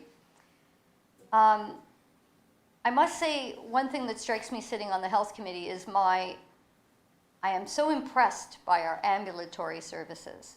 Our paramedics go above and beyond, and we set examples for other communities when it comes to going into seniors' homes or those that are vulnerable into their homes to do basic care, take their blood pressure, make sure that they have what they need, make sure they're in a good state of health. And that's reducing hospital visits. So I want everyone to know they're not just driving people to the hospital, they're doing in-home care, and they are a valued service. The Health Committee recommended the creation of a Provincial Health Services Restructuring Ad Hoc Committee, and I believe the mayor sits on that. That was established for the purposes of addressing the province of Ontario's restructuring, and they are working hard all the time trying to keep on top of all the news that comes in. I don't know if it's daily anymore, but it certainly was coming in daily at one point. The county in its entirety was really absorbed with the flooding for quite a long time in the spring, so a lot of the conversations and efforts from staff were going in that direction. Well, here's an interesting item. Health Committee representatives from family councils, foundation boards, and management staff at both homes, Marion Hill and Miramichi Lodge and Bonashire Valley home, visited Malton Village in Mississauga to see a new concept in care for patients with dementia. And it's called the butterfly approach. And I believe that we are going to be looking at adopting that in our local homes. The people that went were very impressed, and it's going to improve the lives of those that are living with dementia. Lots of other things have happened. This will be submitted, so if anyone is really interested in seeing the other things that are going on in the Health Committee level, feel free. This year, under this new council, the mayor directed that a couple of new committees be set up, and one is the Seniors Affairs Advisory, which I will let Councillor Abdallah report on because he and I both sit along with the mayor on that.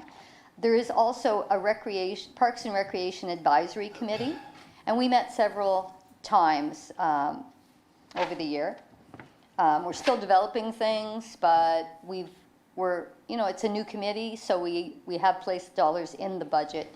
And if there's anybody out there that has a great idea that they'd like to share with this advisory committee about a new event or a new activity, or maybe a demographic in our population they don't feel we are providing recreational activities to, please feel free to contact us. And that's my report. Thank you very much. Thank you. Councillor Reevy. Thank you, Bishop. First one I'll start out with is the Planning and Development Committee, the year-end report on planning, building, and bylaw enforcement. I have an extensive report from our city planner, which will be included with the other reports. So I'll just do basically a top-level overview. So within the planning department, there were 7 rezoning applications brought before council in the past year, and we'll tell you those. We had 13 minor variance applications and 4 severance applications. As well as being chair of this, I also sit on the Planning Advisory and Adjustment Committee, which does field a lot of these prior to them coming to council committee. We had 7 site plan agreements into, and they were either completed or being dealt with in 2019. We had 107 zoning bylaw compliance letters issued and 22 zoning bylaw contravention letters issued. As far as city land is concerned, the city closed and transferred ownership of a portion of Sydenham Street for the development of 4 large lots. We entered into a development agreement with the developer. We also sold land at 2 International Drive, which was the old Welcome Center, and we had Mr. Kenny here tonight to discuss something having to do with that. Subdivisions, the LaPointe subdivision off Boundary Road West, we did approve the bylaw for the red line revisions to the plan of subdivision, as well as amendments of the draft conditions. This subdivision will create 46 lots for single detached dwellings. So that's good news for us. Burcom Developments, a name that has been around this table for quite some time. They have resubmitted their servicing and stormwater management plan for final review, and this subdivision is proposing 120 lots for single detached dwellings. For the building department, 14 residential units were built or are in the process of being built. Our residential permit values, including accessory structures in 2019, was $3,932,961 and change, down from 2018 by quite a bit, and that was due to the new fire hall being included the year before. The 2019 building permits had a total value of $7,789,000 plus, and again, that was down from the 2018 year. 160 building, demolition, and sign applications were issued in 2019, and the same number as for 2018. As far as bylaw enforcement is concerned, in 2019, there were 413 occurrences reported and dealt with. Some of these were contraventions to the property standards bylaw, noise bylaw, parking bylaw, zoning bylaw, graffiti bylaw, signage bylaw, lawn and watering bylaw, garbage bylaw, licensing bylaw, and probably a few other bylaws. So that was up from 2018 slightly.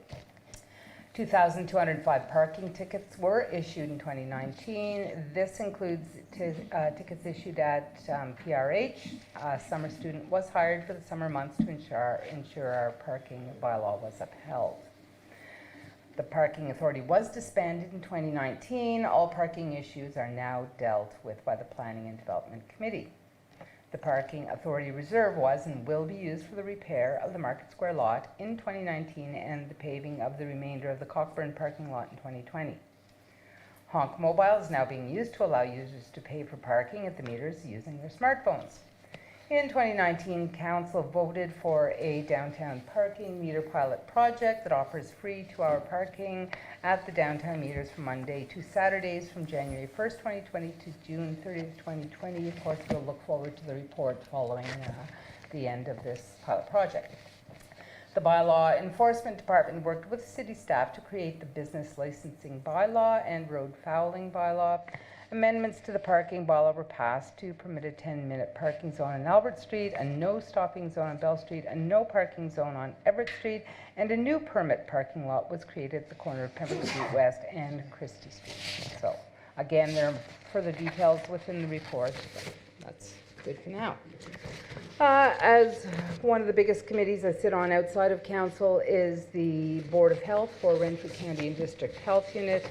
In addition to being a board member, I am also the chair of the stakeholder relations for the board, and I sit on the executive committee.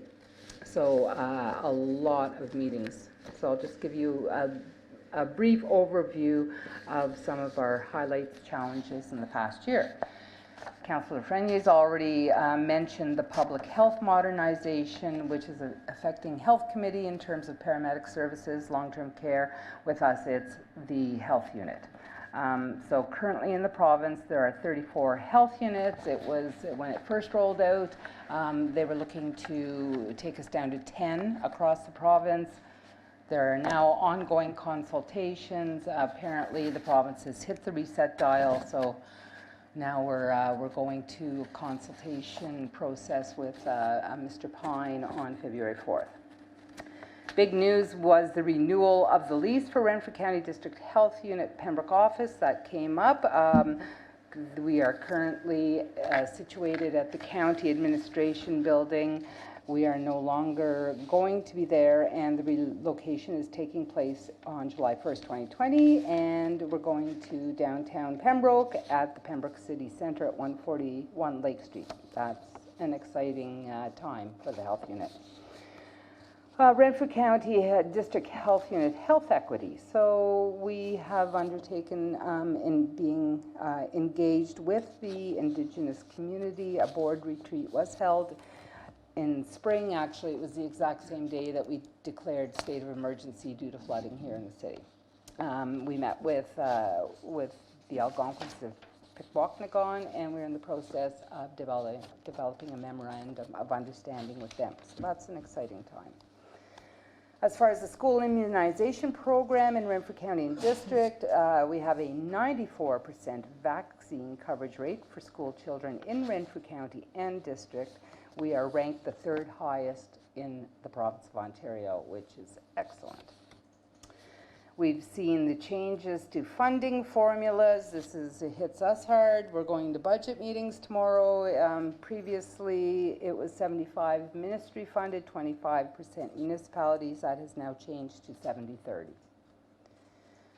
And of course, the flood of 2019, the emergency measures, RCDHU was included with this, and the whole cleanup process from a public health perspective. Hot topics was the annual report that came out in 2018, so it sort of had a big bearing on a lot of the work and discussion at the board in the past year. Another hot topic is the cost of eating in Renfrew County and District, and also a living wage in Renfrew County and District. Another board that I'm sitting on as vice chair is the Handy Bus, so I'll give you a couple of the stats in the past year. The Handy Bus has been serving residents of Pembroke and LV for over 30 years. They operate with 2 fully accessible buses capable of carrying 15 passengers each. They're equipped to handle up to 4 wheelchairs at a time. A fully accessible van capable of carrying 6 passengers as well as 2 wheelchairs is a part of the fleet. The Handy Bus traveled over 62,000 kilometers in 2019. The transportation that was provided is 1,936 trips to individuals in wheelchairs or scooters, 7,103 trips to ambulatory individuals. We provide transportation to all medical appointments, for example, family doctor, eye appointments, dental appointments, pre-ops, hearing appointments, etc. We provide transportation to day programming, shopping, funeral and weddings, hockey games, to name a few of the transportation services. We provide door-to-door transportation to all individuals, no matter their disability or their needs. All of our drivers are professionally trained in first aid and CPR certified, and the drivers range in years of service from 27 years to 3 years. So as chair of the Accessibility Advisory Committee, a few changes in the past year. We're now looking at site plans, reviewing it as a committee just to see if there's any outside deficiencies to accessibility. We conducted tours of the PMC and the downtown area. We had 2 of our committee members in motorized wheelchairs, so that was a really valuable experience.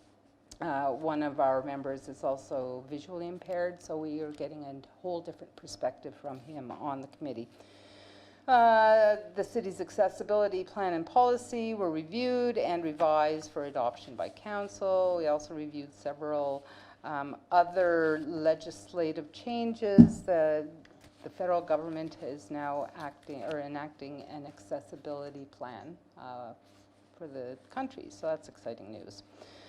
We've reviewed the 2019 status report and recommended its approval to the Finance and Administration Committee. As well, we reviewed and approved the accessibility compliance report. All our goals were met with the exception of one, which was to tour pedestrian crosswalks. We'll be doing that in the spring of this year. And it's been added to our 2020 goals. Festival Hall Consortium, it's an easy one to say. We've had a very successful year under the direction and management of Rick Wharton. Of course, it was the Hall's 40th year anniversary, and that was celebrated with a sold-out performance by Glass Tiger, an excellent night. As chair of the Civic and Youth Awards, last year was the 3rd annual. Very successful again. We're working on the 4th annual, and the packages will be going out very soon. That's all I have tonight. Thank you very much. Oh, excellent. Councillor Giacono. Thank you, Your Worship, members of council. Due to the absence of Councillor Plummer tonight, I'll be bringing 2 reports in on his behalf. One is from the Treasury Department. As the Vice Chair of Finance, I'm pleased to bring these facts to you. In 2019, the Treasury Department continued to support the operations of the city by providing a wide range of services, including purchasing and vendor payments, billing and collection for both property taxes and utilities, information technology, and general financial management oversight. Some of the key highlights included: under budgeting, the 2019 budget was passed by council on February the 19th, and we're coming to that process again, Your Worship. And I'm sure the public will be invited tomorrow. It's open from 9 to 4. So if you want a real exciting day, please join us. Rates, 2019 tax rates were adopted by council on June the 4th. for the financial audit. The 2018 audited consolidated financial statements were finalized on October 1st. Property tax billing. Interim and final property tax bills were issued for approximately 5,259 properties in 2019. By year end, 1,191 property tax owners had subscribed to the city's pre-authorized payment plan, whereas in 2018, there were 1,147. So there's an increase in the amount of people using the pre-authorized plan, which makes it a lot easier in bad weather. You know, they can just make sure that their taxes are coming directly. They don't have to fight with the snow or the rain. Property tax collection, 2019, property tax arrears decreased from 8% of taxes levied to approximately 6%. Under utilities billings, quarterly water, sanitary sewer bills were issued for approximately 4,897 properties in 2019. By year end, 1,413 customers had subscribed to the city's pre-authorized payment plan. And again, in 2018, there were 1,389 individuals using that service, an increase again. Under purchasing, the Treasury Purchasing Department issued and managed 6 requests for quotations, 26 requests for tenders, 18 developed in-house, and 12 requests for proposals. In addition, 765 purchase orders were issued and or administered. So obviously, just from those stats, you understand that they had a very busy year. Vendor payments, 3,315 vendor payments were processed, totaling an amount of $30,797,973. So that's a lot of money going back into the general coffers of the community. When you look at it, you know, we're hiring people to do contract work, etc., but that money's filtered back in for economic development. Under payroll in 2019, the city managed the payroll for approximately 186 employees, including full-time, part-time, fire, and library staff. This included processing over 26,000 entries to track labor activities and split costs between departmental budgets. In addition to these highlights, 2019 was marked by key staffing changes in the Treasury Department. In November, the city welcomed a new Treasurer Deputy Clerk to the team, Angela Lochte. At the end of December, Treasurer Deputy Clerk Leanne McIntyre officially retired after 14 years of dedicated service to this community.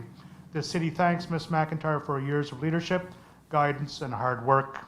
That ends my report from the Finance Department. From the Fire Department, in consultation with Fire Chief Herback, I wanted the public to understand that they completed their first year in the new fire building and continue to clear off any issues with the building, such as minor glitches that may occur with any new construction. All members are pleased with the building and the speed of response from the new location. During the year, our storage shed was built and work began on the ground lit sign for the front of the station. The Pembroke Fire Department continued with an extensive fire prevention education program, including displays and demonstrations, inspections and enforcements of the Ontario Fire Code. 2019 focus was on multi-unit dwellings, hotels, and industries. Under public education events, 21 fire tours took place with over 500 visitors visiting the new fire hall. 26 fire safety talks and demos took place. 1,044 inspections and consultations completed in city business and residence.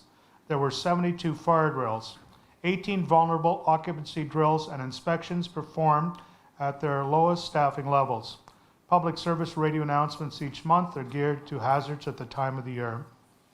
Under public relations events, the fire department participated in over 7 very busy activities, from fundraising, from snow spree, kids fishing derby, Canada Fire Day works, and of course the City Hall flag replacing, which is very important. In addition to the regular training on all aspects of firefighting, major training sessions have been completed on vehicle extrication, natural gas awareness. All members completed their swim testing at the Kiwanis Pool. Their officers continued with the company officer program and fire inspection programs. The Pembroke Fire Department assisted during the city's state of emergency for the spring flooding in 2019 Again, a valuable asset to the community in helping citizens and helping to manage some of the tremendous trauma that many people face during a flood. Pembroke Fire Department responded to 380 emergency incidents, 1 significant industrial fire, 4 significant residential structure fires. Losses were approximately $2,327,000. Staff changes included 1 retirement captain, 3 promotions to first-class firefighter, 1 promotion to fourth-class firefighter, 1 promotion to captain, 1 promotion to acting captain, 1 career firefighter hired, 5 volunteer firefighters hired, 1 volunteer firefighter resignation, and 1 co-op student placement. Chief Herback, as the coordinator of Renfrew County Mutual Aid, attended the Ontario Fire Marshals Mutual Aid Coordinators Annual Learning Symposium. And outside of the City of Pembroke limits, the Pembroke Fire Department responded to 6 vehicle extrication calls, 5 water rescue incidents, and 1 residential structure fire. Those are Councillor Plummer's reports. I have 1 report, Your Worship, under social services, if I may, and these reports again will be submitted to Mr. Lapierre.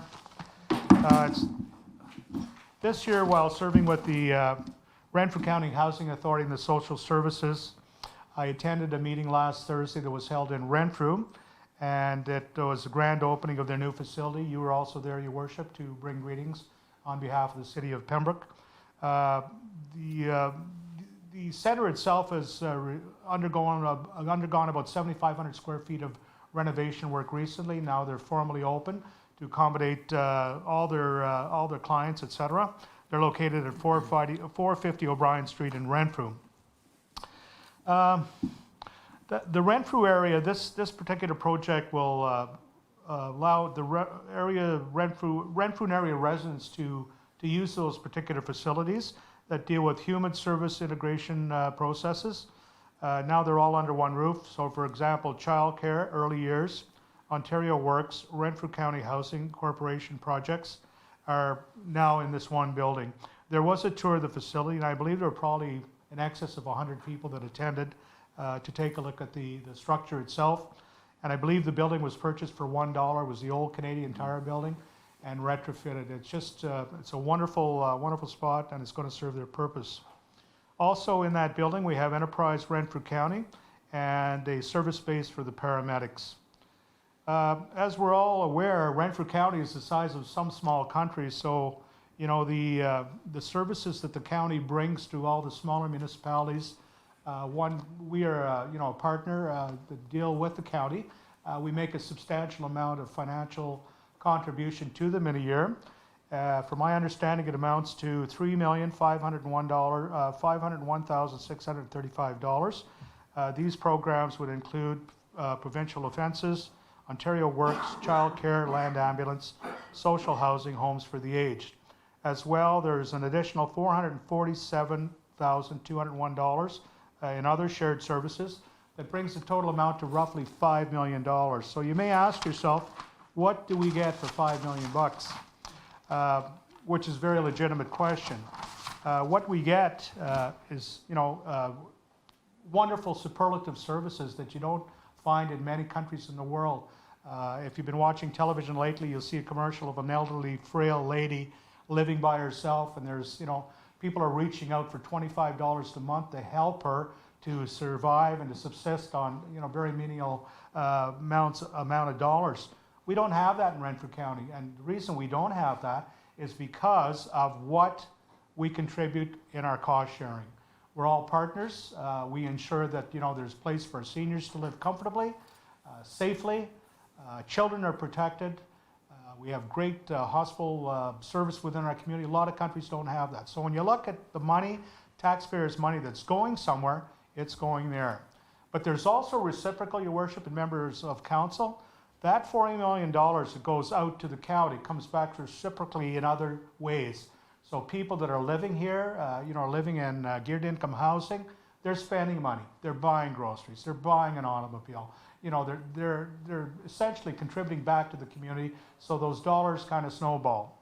I spoke with Debbie Robinson, the warden, and I wanted to congratulate her, of course, on the fine staff that they have And I think we've, under your auspices, of course, your worship, we've built an even better relationship with the county than we've had in the past. And you can feel that and you can see that, and I think that's important for future projects. Their staff, as our staff here, does very well. I mean, we work together. We're not two different countries. We're living in the same county, and hopefully that in the future things will transpire to get even better. In one other item, Councillor Reevy, you had submitted a letter to the county in regards to the accessibility units that are found in Renfrew County Housing Authority and homes, nonprofit houses. And Councillor, that was an item of discussion that we discussed at our meeting in Renfrew. And Warden, the warden assured me that that would be on the agenda for the next day's meeting. And it certainly is of some concern. They do some renovation on those, handicap units as such to try and accommodate people. But to say that they actually build a number of handicap units, they're not doing that. They're not doing any building right now. But in future, that may be a proposal. And they're certainly going to get back to you. And she wanted me to relay the message to you that they're on to it. Thank you. Okay, thank you. Councillor Abdallah. Thank you, Your Worship, fellow councillors. The Senior Advisory Committee, we're busy. We currently are sponsoring a survey, and we encourage everyone to fill out the survey. It's available at the PMC, Library, Kinsman Pool, and also online at the city website and City Hall here. We encourage everyone to fill out the survey because we want to develop a database of seniors, and we want to know what seniors want in our community. One of our goals that we looked at is to reach out through the database and the survey to coordinate programming with the Parks and Rec and the library and the senior 50-plus drop-in center. We had a presentation by Dan Callahan, manager of the Handy Bus, on the great services they provide, because we want to look at a transportation model for next year. Using some of the funds we get from the city budget, we get $13,500 a year for new programming. We want to develop a newsletter also that I mentioned. So we're just beginning, and it's going very well. The Aquatic Complex, which Oversight Committee, which I sit on with Councillor Jacquino, Bob McLaughlin, and Karen Davies. We worked with the city staff with the results of the survey for the pool that everybody put in, and Collier's project leaders, and we developed the design for the pool grant, which Collier's helped to submit. So that's a major highlight for this year. Keeping Pembroke Beautiful Committee, which I sit on with the Deputy Mayor. We discussed potential for a community garden project at the Care For property, which we're in discussion with. That'll be going on in the spring. And we are introducing an Adopt a Street Park program, which will be running in 2020. And recognition awards will return for beautiful properties in Pembroke in 2020. The PBIA, which I represent the city on, has been very busy, as you can all see by the events going on downtown. They hosted 4 large events in partnership with Snow Spree. They sponsored Hockey Spree in partnership with Snow Spree. Downtown Connect Community Expo, which is growing every year, held every spring at the PMC. Canada Day festivities. If anybody was down at the waterfront of Canada Day, what a wonderful event that was. And hopefully we can get the great weather again this year. Downtown Funk Street Party was also held, along with Shop Hops, Easter Basket Fun, Shop the Neighborhood, and one of the most encouraging things for young entrepreneurs in the Shamrock Park is the kids pop-up market that's held every Saturday in the morning and mid-afternoon at the Shamrock Park. 12 new businesses opened up and 5 businesses moved, and 11 downtown community improvement projects closed in 2019, receiving a total of $82,000 in funding to the program. So this is a valuable asset, and we're going to be looking in the budget tomorrow to put more money into that to top it up. They ran 3 digital free marketing workshops, continuation of fostering a positive relationship with Algonquin College, providing them with a list of students businesses that receive student discounts. They partnered with Pembroke Pride to install a Pride crosswalk. And one of the major highlights, they lobbied the City Council to approve a 6-month free parking pilot project on the main street and side streets, hoping to see very positive results short-term and long-term. So the PBA has been quite busy. The Pembroke Heritage Mural Committee, which is led by Pam Dempsey, and we want to commend her and her committee for the years of service to the community. They're a strategic partner for the city. They spent January through April working to slow down and prevent vandalism at the timber raft mural at the waterfront and skateboard park, and they're working with the police services board and the city to install better lighting and other methods this summer, this spring and summer. They want to commend Manager Ron Conroy and the staff, the Parks and Recreation Department, for their diligent cooperation in cleaning up around the mural site also. Mid-June, they delivered new brown moats to the timber raft site, and Poseidon Cleaning Services cleaned up the river rock, and it was ready for the July 1st weekend, and as you know, it's an entrance to the waterfront, and many people said how great it looked. The Heritage Mural Committee were pleased to donate an original painting to Pembroke's Public Library in February. Rafting Now and Then was painted in 1991 by Pierre Hardy. Advertising this year, they continue to promote a half-page ad in Travel Our Backyard, announcing the Heritage Mural's 30th anniversary. They renewed their membership with Mural Routes, and a large mailbox was replaced on the Marching Toward the Millennium beside the Giant Tiger building. So very valuable services that they provide. We want to acknowledge the PBA and their staff who keep the weeds down at several mural sites in the summer. We also want to publicly acknowledge Jane DeRoy at Purvis Gallery and Framing, who sold the souvenirs of the mural committee for years. Now the gallery is in the new premises and there's no room for the display.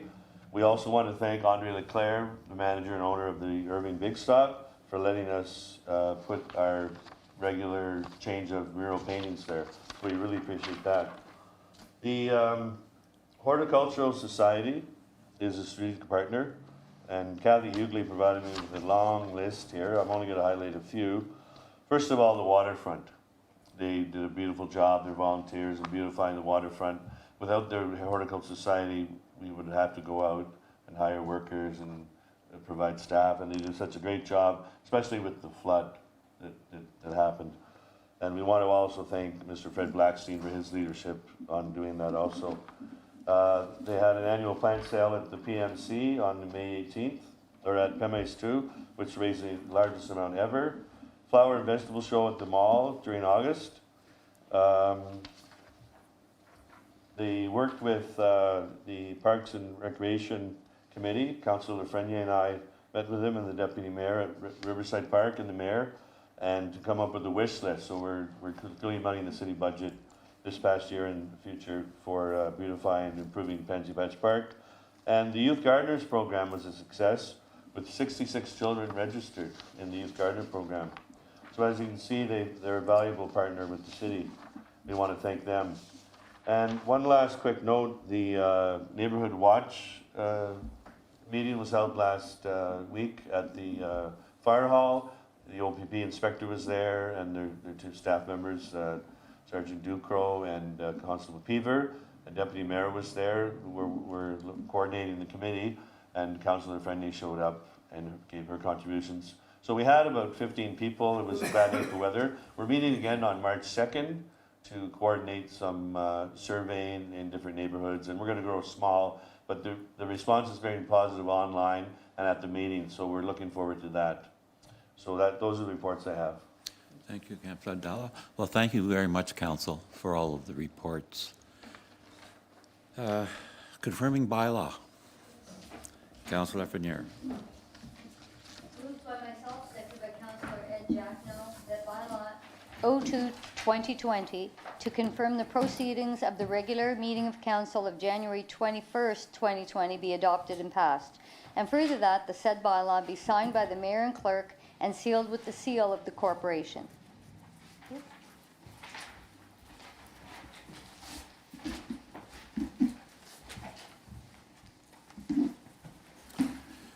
Moved by Councillor Lafreniere, seconded by Councillor Jackano, that bylaw 02-2020 to confirm the proceedings of the regular meeting of council of January the 21st, 2020 be adopted and passed.